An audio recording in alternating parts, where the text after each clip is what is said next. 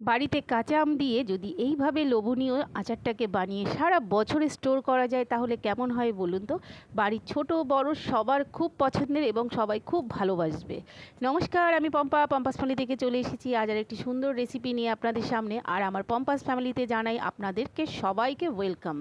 আমি গাছ থেকে আমগুলো আমরা পেরেছিলাম, তার থেকে আমি বড় সাইজের 1 কিলো আম নিয়ে নিলাম। এবার সেই আমগুলোকে ভালো করে আগে ধুয়ে ফ্রেশ করে নিয়েছিলাম যাতে জল না থাকে। এক একটা আম আমি 6 টুকরো করে নিলাম। আর আমি 600 গ্রাম চিনি এখানে পেস্ট করে নিয়েছি, মানে পাউডার করে নিয়েছি। পাউডার করে এই 600 চিনিকে আমি ভালো করে এর সঙ্গে আস্তে আস্তে সব ভালো করে মিশিয়ে দিয়ে 1 ঘন্টার জন্য আমি ঢেকে রাখবো। এইভাবে যদি বাড়িতে আচারটা করেন সবার খুব ভালো লাগবে আর সারা বছর এটাকে স্টোর করে রাখতে পারবেন। এবার আমি একটা প্যান বসিয়ে দিয়েছিলাম, তার ভেতরে আমি 2খানা তেজপাতা, 1 চামচ ধনে, 6-7খানা শুকনো লঙ্কা, 3টে এলাচ, একটু দারচিনি, আর দিচ্ছি 1 চামচ জিরে, সাদা জিরে, আর 5 ফোড়ন 1 চামচ দিয়ে এটাকে আমি খুব ভালো করে একটু ফ্রাই করে নেব। যখনই এটা ফ্রাই হয়ে একটা সুন্দর গন্ধ বেরোবে তখন এটাকে আমি নামিয়ে নেব।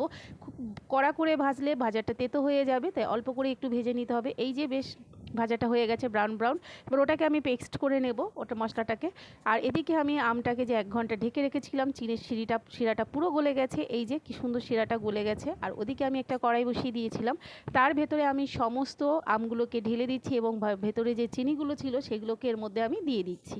বেশ যখন এটা ফুটে আসবে তখন আমি এর ভেতরে এক এক করে একটু লবণ, সাদা লবণ, কালো লবণ মানে বিট লবণ দিয়ে একটু নাড়িয়ে চাড়িয়ে দেবো একটু হলুদ, আর দেবো একটু চিলি ফ্লেক্স, আর দেবো একটু লঙ্কার গুঁড়ো, কাশ্মীরি লঙ্কার গুঁড়ো দিয়েছি। আপনারা ঝাল লঙ্কার গুঁড়োও দিতে পারেন, তাতে করে এটার কালারটা খুব সুন্দর আসে, দেখতেও খুব ভালো হয় আর টেস্টটাও খুব ভালো হয়।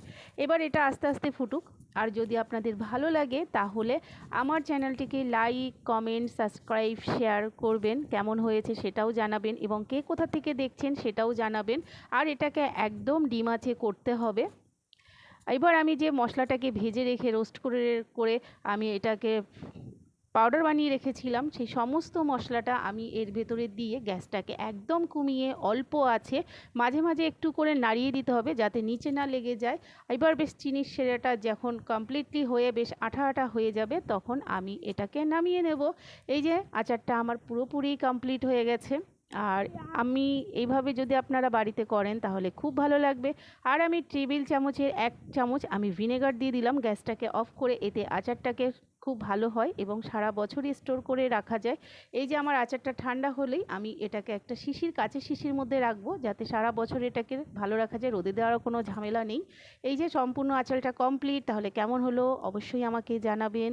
কে কোথা থেকে দেখছেন সেটাও আমাকে বলবেন। তাহলে এখন